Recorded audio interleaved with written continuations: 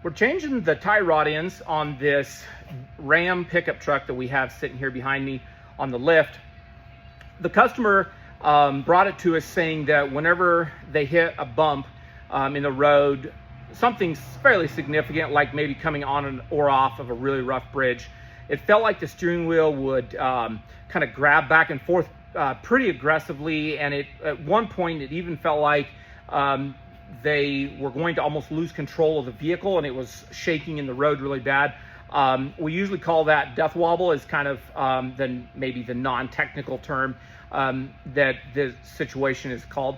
And so it can be coming from a couple different things.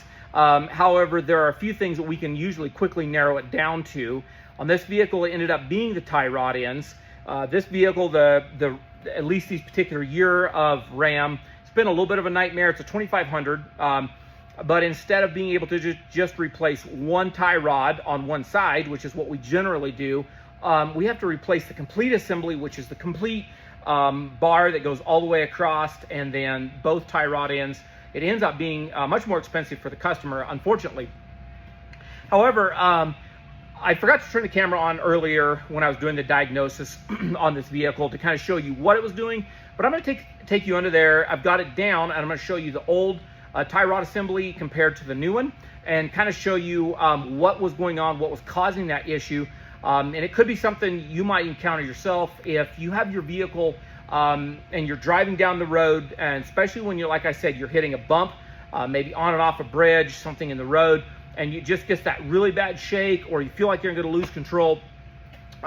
This just may help you figure out what's going on. And then, of course, if it's not something you want to do yourself, if you get hold of us, we would be more than happy to take a look at it and get you taken care of. All right, I'm gonna turn the camera around and we're gonna go underneath and take a look at it. I'm gonna show you what's going on. All right, so on the ground we have the two tie rod assemblies. You can see here on the right, we have the old one and then the brand new one right here. Underneath the vehicle here, let me get this up here. Sorry, I've got these tie hangers here. They just hold everything up when I'm taking it down. I work by myself in the shop most times, so I have to be able to, hold stuff when I'm working on it. But anyway, that assembly goes from this would be your driver's front wheel, over here to the passenger side. And it connects into right here on your hub. And same over here, we have the same place. And then this would just be your steering dampener right here. This is what failed, would be your tie rod end right here on the old one. And we can take this one and we can move it. First of all, generally, they don't move quite that easy. I mean, I'm not even putting any pressure on the thing. I just move it with one finger like that.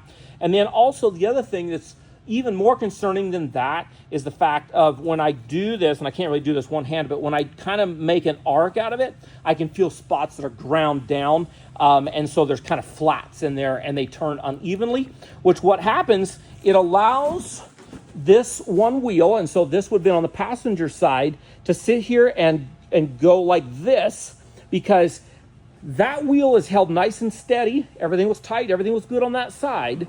However, this side was loose in that tie rod end that I just showed you, and it allowed this wheel to just shimmy just in the tiniest little bit. But when you're doing 70, 80 miles an hour down the road on the interstate, that little bit of movement is enough to completely throw you potentially even out of control. Something that needs to be dealt with. And like I said, many times we can just put one single end on or both ends on. In this situation, we did have to go ahead and replace this entire tube assembly. So what we're going to do to set this up, and this is a little bit different than if we were just changing out one end or the other. And you can see they come with these plastic protectors. Just keeps these rubbers nice and safe while we're putting them until we're ready to install them so they don't get ripped. You want to be really careful when you're installing tie rod ends that these never get damaged. These boots, these tie rod ends will last a long time if the boot does not get damaged. If the boot gets damaged, you have a very limited amount of time until it's going to cause you a problem. So keep those on, keep them safe. It's really not too scientific. We're going to literally count the threads that extend out of this tube. So we have a main tube that comes here. We have the tie rod end right here. It'll be kind of the connecting end, and then the actual tie rod. But right here, we're going to count the threads that stick out. So we have 1, 2, 3, 4, 5, 6, 7. We have 7. We're going to do the same thing here, and we want 7. So we're just going to take a pipe wrench or whatever works, and we're just going to, these particular one turn backwards because of the position it's in. And we're going to get us 7 threads.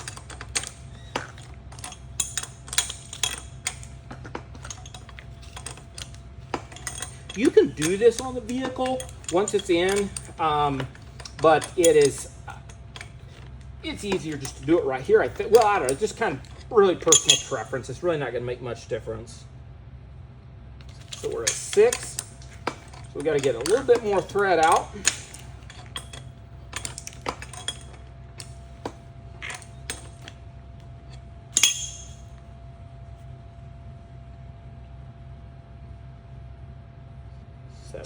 We're at 7 threads there. Now, so in theory, we should be exactly the same width, and our tire alignment should be pretty much right where it's at when the customer brought the vehicle in. However, I always recommend, even as the best we can do to get it correct, I always recommend take your vehicle, get it aligned at an alignment shop.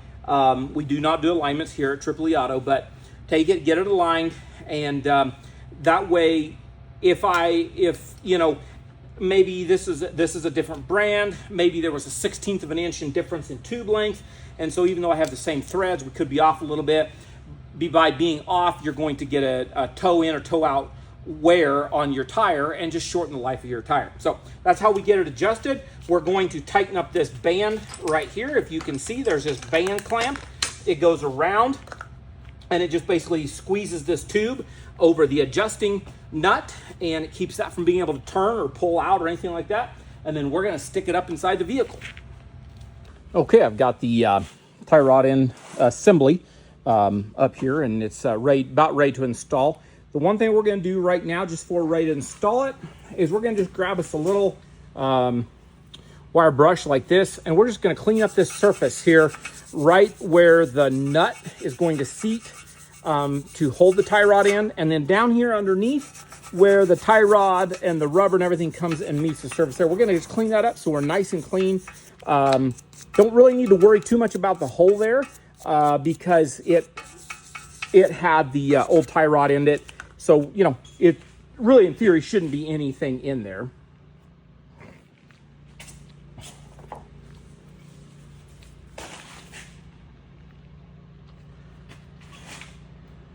We don't really ever want to put grease. I just grabbed my brake clean. We're just going to squirt just a little bit of brake clean right around the surface, right down in that hole underneath there, just so everything's kind of nice and clean. Everything's been washed out. Like I said, we don't want to ever get any grease down inside that hole. I know it seems like it'd be good because it would help keep the tie rod from seizing. However, this tapered cone, the receiving hole is the same way. And what happens when this goes into this hole and you pull put the nut on here and you pull it up, we force that in there, and it keeps it from being able to spin. This does not spin inside this hole. This spins inside here, and that is what gives you the rotation ability of the tie rod end. If you were to put grease in here, you would, or even anti-seize, you would run the risk of it not being able to grip tight, and this could turn in turn, since it's not made to turn, it would end up wearing it down, and it would wear out, you get loose, and it probably would be dangerous very quickly. Okay, so we have the new hardware. You always use new hardware when you're installing anything related to suspension, steering, anything like that. We're gonna get that tie rod end adjusted like that, so we're kind of in the middle as much as we can, or at least until it aligns. And we're just gonna basically push this up just enough till the top of the threads stick out. Just get us a couple turns on there so we're nice and tight. And we're gonna do the same thing right over here on this end. We have this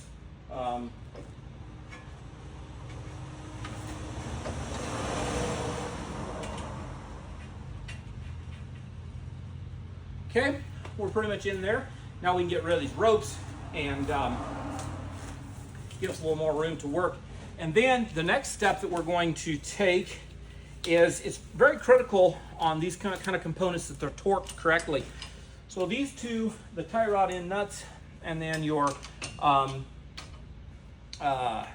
clamp here, they need to be torqued to a specification. So we're going to go look on the computer in ALLDATA, and we're going to find out exactly what the torque value is to get them torqued up. Okay, we've got ALLDATA pulled up here, and this is the reason we always check this. So we can see right here, a tie rod end to knuckle nut. It's going to be in Newton meters. It's going to be 60 newtons or 44 foot-pounds plus 105 degrees. I will say that's not super common that they would add a degrees to that. Okay, so we have our torque. We're going to go ahead and torque it to 60 Newton meters, or be 44 foot-pounds.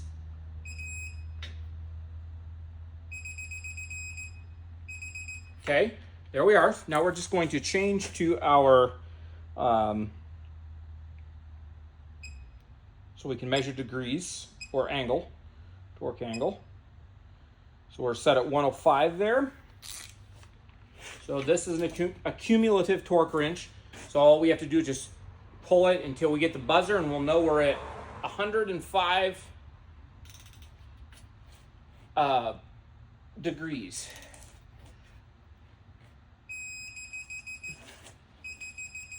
Let's look and see, we're at 101. There's the red alarm. We're at 107. That's pretty dang close. Okay, now the next step, we want to put a cotter key or a keeper in this nut to keep it from being able to back off. Unfortunately, it does not look like any of them have lined up, so we're going to have to go you always torque a little bit more, you never torque less, so we can get to the point where we are lined up. So we're going to go a little bit more.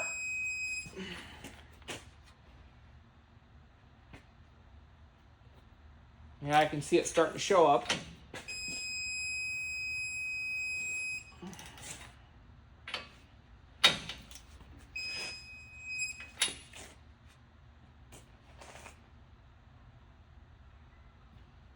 I think we may be good. Just a tiny bit more.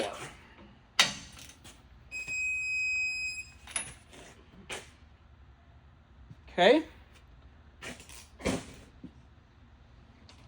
We will grab our cotter key.